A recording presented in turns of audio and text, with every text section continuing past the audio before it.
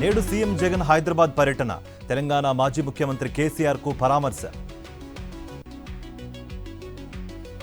కర్నూలులో నేడు సామాజిక సాధికార బస్సు యాత్ర. ప్రభుత్వ సంక్షేమ పథకాలు వివరించనున్న ప్రజాప్రతినిధులు. సచివాలయ వ్యవస్థ ద్వారా అవినీతి రహిత పాలన. అర్హులకు సంక్షేమ పథకాలు అందుతున్నాయన్న ఎమ్మెల్యే బాలనాగిరెడ్డి. గిరిజనుడు ఆదివాసీల హక్కుల పరిరక్షణే లక్ష్యం. వారి అభివృద్ధి ప్రభుత్వం కృషి చేస్తున్న AP ST commission chairman Shankarrao.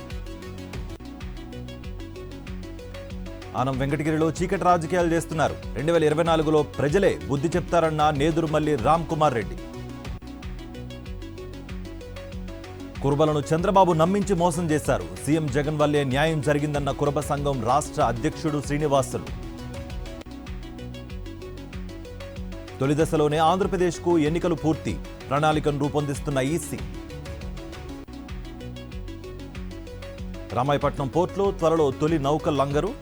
వాణిజ్య కార్యకలాపాలకు సిద్ధమవుతున్న పోర్టు.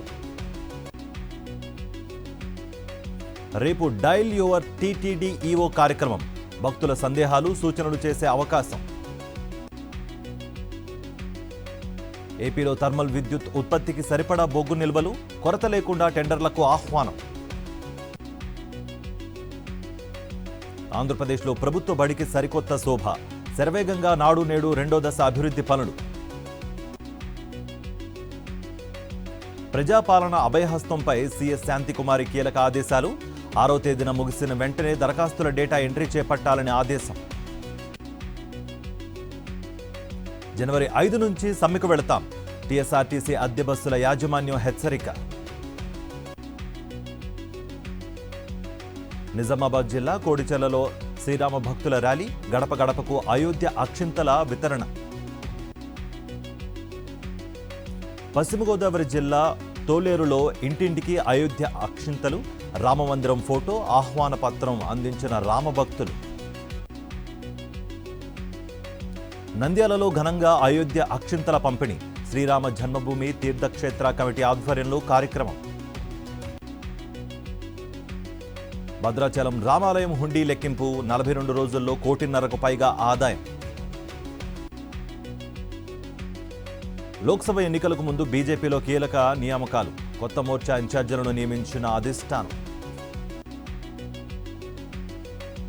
ఏఎస్ఐ డైరెక్టరేట్లో కొనసాగుతున్న అవినీతి. డ్యూటీకి రాని డాక్టర్లు అచేతనంగా ఈఎస్ఐ డిస్పెన్సరీలు.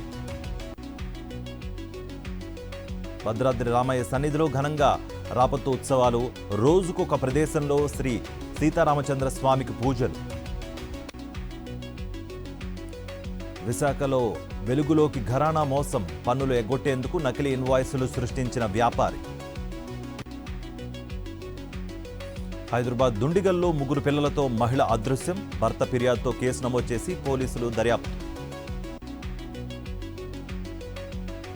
మహబూబ్నగర్ జిల్లా ఎక్కువైపల్లిలో క్షుద్ర పూజల కలకలం. గుప్త నిధుల కోసం పూజలు చేస్తున్న 5గురిని పట్టుకున్న గ్రామస్తులు. దేశవ్యాప్తంగా భారీగా పెరుగుతున్న కరోనా ఉధృతి. 511కు చేరిన కొత్త వేరియంట్ పాజిటివ్ కేసులు. సౌత్ ఆఫ్రికాతో భారత్ రెండో టెస్టులో బౌలర్ల జోరు. తొలి రోజే 23 వికెట్లు. ఇంకా ఆధిక్యంలోనే టీమిండియా.